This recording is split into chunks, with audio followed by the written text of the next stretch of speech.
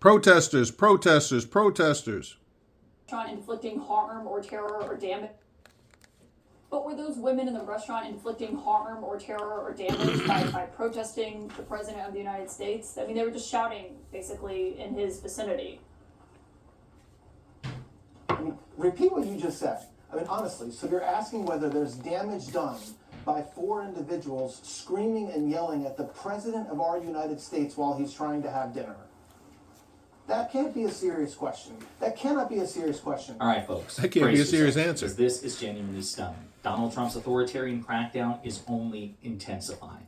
Last night on CNN, Deputy Attorney General Todd Blanche, this guy right here, the second highest ranking person in the Trump Justice Department, right under Attorney General Pam Bondi and right above FBI Director Kash Patel, told a stunned CNN host Caitlin Collins that the protesters who recently heckled and yelled at Donald Trump in a Washington, D.C. restaurant could each be hit with a RICO charge, a federal racketeering charge, for which, per count, you might spend up to 20 years in prison. And the basis for this is, well, by yelling at him in a restaurant, you've damaged, quote, damaged Donald Trump. Free speech, free speech. Holy shit. But before we unpack all that, if you end up liking this video and you want to support the channel, please be sure to hit the like, subscribe, and alert bells before you go.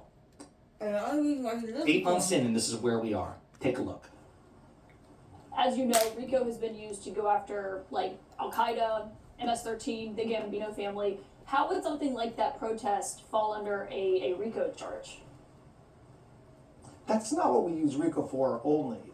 RICO is available to all kinds of organizations committing crimes and committing wrongful acts, not just organized crime or ISIS or terrorist organizations. And so it depends. So is it, again, sheer happenstance that individuals show up at a restaurant where the president is trying to enjoy dinner in Washington, D.C., and accost him with vile words and vile anger, and meanwhile he's simply trying to have dinner? Does it mean it's just completely random that they showed up?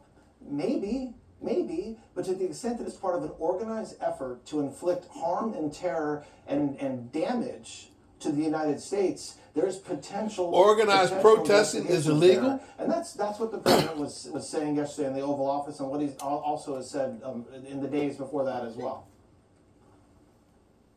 But were those women in the restaurant inflicting harm or terror or damage by protesting the President of the United States? I mean, they were just shouting, basically, in his vicinity.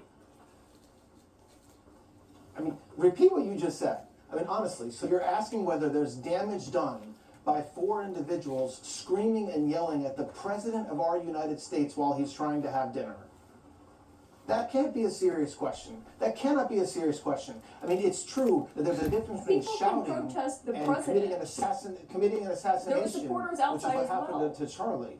And you can't support free speech. There's nothing wrong with peaceful protests. And Free nobody's ever speech. said so. Of all the people in this country, President Trump knows exactly what it's like to have people protest against him.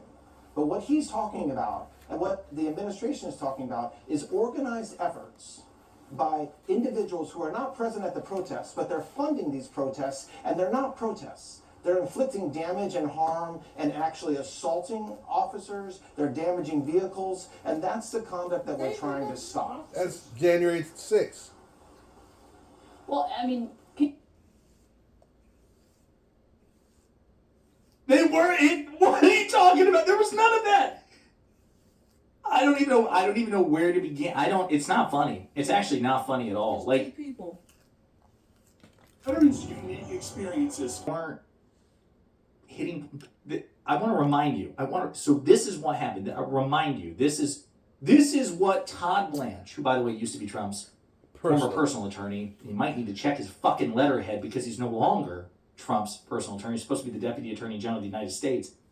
This is what they did. And just how gross it was. How can you even ask that question? It's like not even scary. It's like you're four people yelling at the President of our United States? Yeah. What do you mean? Of course you damaged. Like I'm stunned. You should be stunned. This is what they did to merit a potential RICO prosecution.